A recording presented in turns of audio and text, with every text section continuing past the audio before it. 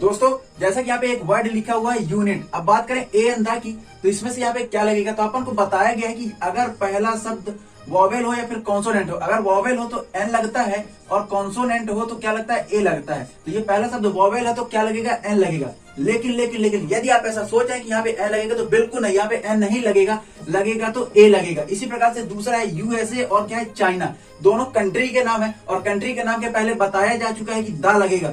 मैं ऐसा मान के चलूं कि आप लोगों को बताया जा चुका है ए एन और दा का प्रयोग, उसी हिसाब से बता रहा हूं। तो यहाँ पे बताया जा चुका है कि अगर कोई भी कंट्री का नाम होता है तो वहां पे दा लगता है, तो इसी हिसाब से यूएसए में दा और चाइना में भी दा लग गया। लेकिन नहीं नहीं नहीं, यूएसए के साथ तो दा लगेगा लेकिन चाइना के साथ दा नहीं लगेगा।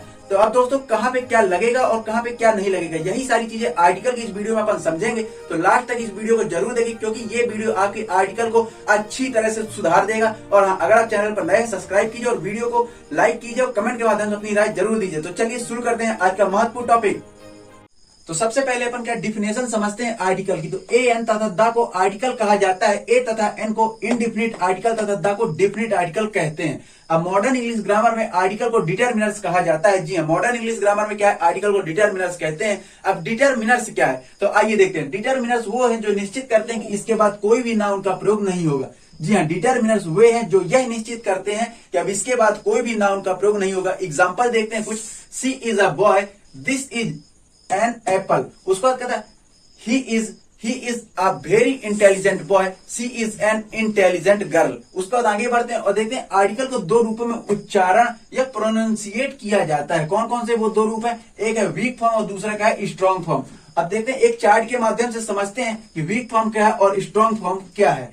तो आर्टिकल ए को जब हम वीक फॉर्म में देखते हैं तो इसका उच्चारण आ करते हैं और स्ट्रॉन्ग फॉर्म में क्या ए करते हैं। उसके बाद एन है, तो एन का वीक फॉर्म क्या है, अन, और स्ट्रॉन्ग फॉर्म क्या है, एन है। उसी प्रकार से दा है, दा का वीक फॉर्म दा है, दी, और स्ट्रॉन्ग फॉर्म क्या है, दी है। लेकिन दोस्तों जब अपन सामान्य बोलचाल की भाषा में स्पोकन इंग्लिश में देखते हैं तो वहां देखते हैं कि अपन आ का उच्चारण तो ए का उच्चारण तो आ कर रहे हैं, एन का उच्चारण अन कर रहे हैं और दा का उच्चारण दा या दी कर रहे हैं। लेकिन जब कॉन्सोनेंट साउंड के पहले दा का प्रयोग होता है तो उसको दा या दी लिखते हैं, और जब वॉवेल साउंड के पहले इसका प्रयोग होता है दा का, तो उसको अपन दी से उच्चारित करते हैं। तो दोस्तों इसको आप फटाफट से नोट कर लीजिए। इसके बाद आगे बढ़ते हैं और इसकी कुछ एग्जांपल देखते हैं और दा को पूरी तरह से समझने का प्रयास करते हैं।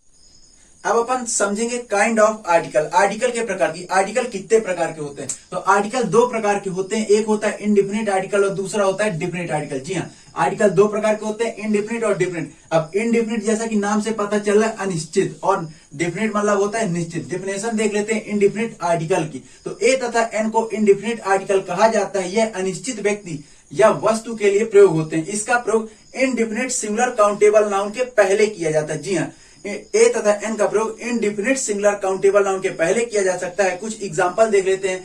I have a pen, Jaya is a girl, she sang a song. इस तरह से इसके बहुत सारे एग्जांपल बन जाते हैं। उसके बाद अपन देखते हैं डिफिनिट आर्टिकल। ये डिफिनिट मतलब क्या, डिफिनिट का मतलब भी होता है निश्चित। तो द जो है डिफिनिट आर्टिकल है। इसका प्रयोग किसी निश्चित व्यक्ति अथवा निश्चित वस्तु के लिए किया जा सकता है। इसका प्रयोग countable noun, singular countable noun, plural countable noun और अनकाउंटेबल नाउन के पहले किया जाता है, और जब वह नाउन निश्चित हो या पूर्व में उस नाउन की चर्चा हो चुकी हो। एग्जांपल देख लेते हैं। The coin was made of silver. Second है this is the house where Neeraj live. Third क्या है, the boy is green dress is my son. जी हाँ, the boy is green dress is my son. तो इस प्रकार से डिफिनिट आर्टिकल के भी बहुत सारे अपन इसके एग्जाम्पल बना सकते हैं। तो दोस्तों आप लोग फटाफट इसका स्क्रीनशॉट ले लीजिए या फिर आप इसको नोट कर लीजिए। उसके बाद अपन ए और एन के यूज देखेंगे और बहुत सारे एग्जाम्पल से अपन ए और एन का प्रयोग समझेंगे। अब अपन देखते हैं use of indefinite article a an. तो ए एन का प्रयोग इनडिफिनिट सिंगुलर काउंटेबल नाउन के पहले किया जाता है। एग्जांपल देखते हैं। There is a girl in the class, it is an apple, she is a student और ही इज एन इंडियन। तो इस प्रकार से इसके कुछ एग्जांपल है जो अपन को यह बताते हैं कि इसका प्रयोग इनडिफिनिट सिंगुलर काउंटेबल नाउन के पहले किया जाता है आर्टिकल का। यहाँ पे भी देखिए girl in the class, girl के पहले ए का प्रयोग किया गया, वहां पे भी एप्पल के पहले एन का। उसके बाद है यदि सिंगुलर काउंटेबल नाउन के पहले कोई एडजेक्टिव या एडवर्ब प्लस एडजेक्टिव प्रयोग हुआ है तो आर्टिकल का प्रयोग उस एडजेक्टिव अथवा एडवर्ब के पहले किया जाता है। एग्जांपल से भी अपन देख सकते हैं कि पहला क्या है, सी इज अ गर्ल, तो यहाँ पे गर्ल क्या है, सिंगुलर काउंटेबल नाउन। गर्ल क्या है, सिंगुलर काउंटेबल नाउन। इसके पहले अपन को ए का प्रयोग किया गया है। उसके बाद सी इज अ ब्यूटीफुल गर्ल, तो यहाँ पे ब्यूटीफुल क्या है, यह एडजेक्टिव। ब्यूटीफुल क्या है, एडजेक्टिव है। और गर्ल क्या है, सिंगुलर काउंटेबल नाउन। इसके भी पहले, किसके, सिंगुलर काउंटेबल नाउन के पहले एडवर्ब लगा, एडजेक्टिव लगा, उसके पहले अपन आर्टिकल का प्रयोग किए हैं। थर्ड क्या है, she is a very beautiful full girl, तो वेरी क्या है आपका, वेरी है एडवर्ब, वेरी क्या है, एडवर्ब है। और ब्यूटीफुल क्या है, एडजेक्टिव है। और गर्ल क्या है, सिंगुलर काउंटेबल नाउन। तो देख लीजिए, एडवर्ब प्लस एडजेक्टिव के पहले अपन आर्टिकल का प्रयोग किए हैं। तो ये इस एग्जांपल से यही बताने का प्रयास किया गया है कि यदि सिंगुलर काउंटेबल नाउन के पहले कोई एडजेक्टिव या एडवर्ब प्लस एडजेक्टिव प्रयोग हुआ है तो आर्टिकल का प्रयोग उस एडवर्ब अथवा एडजेक्टिव के पहले किया जाएगा, जैसा कि अपन इस एग्जांपल के माध्यम से देख भी चुके हैं। तो अब दोस्तों आप लोग इसको फटाफट से आप लोग नोट कर लीजिए। उसके बाद ए और एन से संबंधित ढेरों अपन एग्जांपल करेंगे और समझेंगे कि कहाँ एन का प्रयोग किया जाता है और कहाँ ए का प्रयोग किया जाता है। तो आप लोग इसको नोट करिए, उसके बाद अपन देखते हैं एग्जाम्पल। तो दोस्तों ए एन के यहाँ पे बहुत सारे एग्जाम्पल दिए हुए हैं, आइए इनको सॉल्व करने का प्रयास करते हैं। लेकिन एक बार फिर से बता दूं कि अगर किसी वर्ड का उच्चारण कॉन्सोनेंट है तो वहां ए लगेगा, और अगर उच्चारण वॉवेल है तो वहां एन का प्रयोग होगा। तो आइए चलिए देखते हैं इन एग्जाम्पलों को। पहला है इट इज बुक, तो बुक में काहे का उच्चारण आ रहा है, कॉन्सोनेंट का आ रहा है, इसलिए यहाँ पे क्या लगेगा, आ बुक। उसके बाद दिस इज पेन, पेन भी क्या है, कॉन्सोनेंट है, यहाँ पे भी क्या लगेगा, ए। पेन को मतलब पी देखना है, पी क्या आपका कॉन्सोनेंट है, यहाँ बुक में बी भी क्या है, कॉन्सोनेंट का उच्चारण अपन को दे रहा है, इसलिए यहाँ पे ए लग रहा है। अब this is umbrella, umbrella you क्या दे रहा है, यू आपको वॉवेल का साउंड दे रहा है, इसलिए यहाँ पे क्या लगेगा, एन अम्ब्रेला लगेगा। उसके बाद अमिताभ इज हीरो, तो हीरो भी आपका कॉन्सोनेंट का ही उच्चारण दे रहा है, यहाँ पे भी लगेगा एन। उसके बाद he is reading Urdu poem, तो ये आपको उर्दू से उ जो है वो आपको क्या दे रहा है, वॉवेल का साउंड दे रहा है, यहाँ पे क्या लगेगा, एन उर्दू पोयम। उसके बाद he is slash expert, expert ये आपको क्या दे रहा है, ई क्या है, ई आपका वॉवेल है, तो यहाँ पे भी लगेगा एन। उसके बाद ही लिव इन हॉस्टल, तो यहाँ पे अपना क्या होगा, ये भी अपना कॉन्सोनेंट है, यहाँ पे लगेगा ए, ही लिव अ हॉस्टल। उसके बाद he is slash honest man, तो यहाँ पे ऑनेस्ट, ऑनेस्ट और का साउंड आ रहा है, ये क्या है, वॉवेल है, यहाँ पे क्या लग जाएगा, एन। तो इस प्रकार से दोस्तों आपके पूरे एग्जाम्पल क्लियर हो चुके हैं। तो आप लोग रटने का प्रयास नहीं करेंगे और इस तरह के ढेरों एग्जाम्पल आप अपने घर में प्रैक्टिस कर सकते हैं। आप लोग इसको नोट कर लीजिए। इसके बाद अपन देखेंगे द का प्रयोग देखेंगे। तो चलिए दोस्तों इसको नोट कर लीजिए, इसके बाद आगे बढ़ते हैं। तो दोस्तों अभी तक अपन ने बात किया इनडेफिनिट आर्टिकल ए और एन के प्रयोग के बारे में, साथ ही बहुत सारे एग्जाम्पल ए और एन के अपन ने मिक्सअप एग्जाम्पल देखे। तो उम्मीद करता हूं कि आपको ए एन का प्रयोग अच्छी तरह से समझ में आ गया होगा। अब आगे बढ़ते हैं और बात करेंगे डिफिनिट आर्टिकल द के बारे में। जी हाँ, कहा है कि डिफिनिट आर्टिकल द के बारे में। तो सबसे पहले एक डिफिनेशन देख लेते हैं कि द को डिफिनिट आर्टिकल कहा जाता है क्योंकि इसका प्रयोग किसी निश्चित व्यक्ति या वस्तुओं के लिए किया जाता है। इसका प्रयोग singular countable noun, plural countable noun व अनकाउंटेबल नाउन सभी के पहले किया जाता है जब वह नाउन क्या हो, निश्चित हो।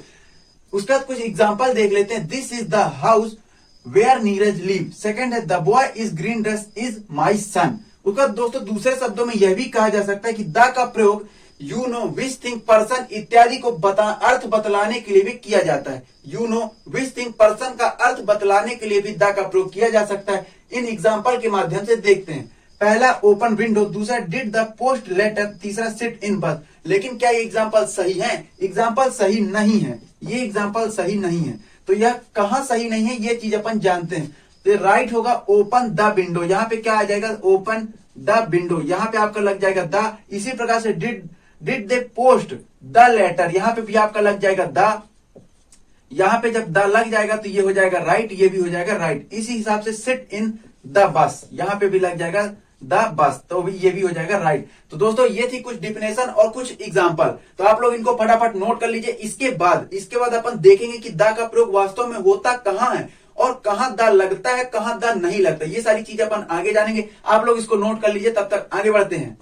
तो अब देखते हैं कि द का प्रयोग किसके किसके साथ होगा, द कहां कहां लगेगा। तो पहला है रिवर, नदियों के साथ द का प्रयोग होगा। एग्जाम्पल है the Ganga, the Yamuna, the Kaveri, the Saraswati. इस तरह से जितनी भी नदियां होंगी उन सभी में द का प्रयोग होगा। उसके बाद सेकंड है होली बुक, धार्मिक ग्रंथ। धार्मिक ग्रंथ में क्या, the Gita, the Ramayana, the Quran, the Bible. तो इस तरह की जितनी भी होली बुक्स हैं वहां भी द का प्रयोग होगा। उसके बाद थर्ड में देखते हैं क्या, न्यूज़पेपर। न्यूज़पेपर क्या, अखबार। अखबार में भी द का प्रयोग होगा, जैसे the New York times, the times of the times of India, Hindustan time, इस प्रकार से न्यूज़पेपर में भी द का प्रयोग होगा। उसके बाद क्लास, क्लास के साथ, तो क्लास दोस्तों ऐसा जहां कई सारे इकट्ठा लोगों के लिए बात की जाती है वहां क्लास का उपयोग किया जाता है। जैसे कई सारे डॉग हैं तो द डॉग्स, द लॉयंस, इस प्रकार से क्लास के साथ भी द का प्रयोग किया जाता है। आगे बढ़ते हैं, देखते हैं लीटर, मीटर, किलो और डजन, जहां भी इनका प्रयोग होगा वहां क्या द अवश्य लगेगा।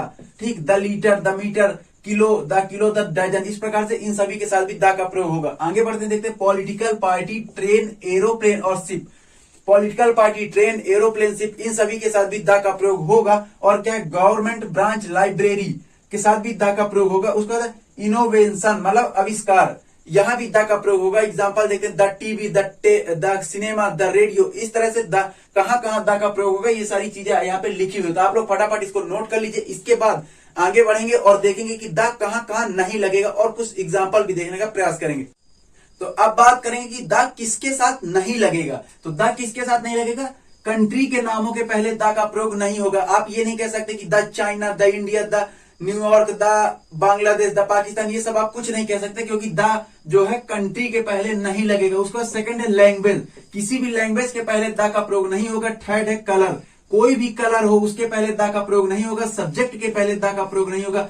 डेट, मंथ, फेस्टिवल के पहले द का प्रयोग नहीं होगा। मटेरियल नाउन और अब्स्ट्रैक्ट नाउन के पहले भी द का प्रयोग नहीं होगा। मटेरियल मतलब पदार्थवाचक संज्ञा और अब्स्ट्रैक्ट मतलब भाववाचक संज्ञा। पदार्थवाचक में क्या आता है, गोल्ड, सिल्वर, मिल्क, वाटर, ये आपके पदार्थवाचक है। और भाववाचक क्या है, लव, ऑनेस्टी, एंग्री, ये सारे भाव में आ जाते हैं। तो इन सभी के साथ द का प्रयोग नहीं होगा। तो दोस्तों आर्टिकल का यह वीडियो आपको कैसा लगा, उम्मीद करता हूं कि इस वीडियो को देखने के बाद आर्टिकल आपके बहुत ज्यादा ही सुधर गए होंगे और आर्टिकल में आप बहुत अच्छे हो गए होंगे। अगर वीडियो अच्छा लगा तो आप लोग प्लीज लाइक कीजिए, कमेंट कीजिए और दोस्तों तक यह वीडियो शेयर कीजिए जिससे वो भी आर्टिकल को अच्छी तरह से समझ सकें। और अगर आप अभी तक चैनल पे नए हैं तो चैनल को सब्सक्राइब जरूर कीजिए। तो आज के लिए इतना ही, बहुत बहुत धन्यवाद।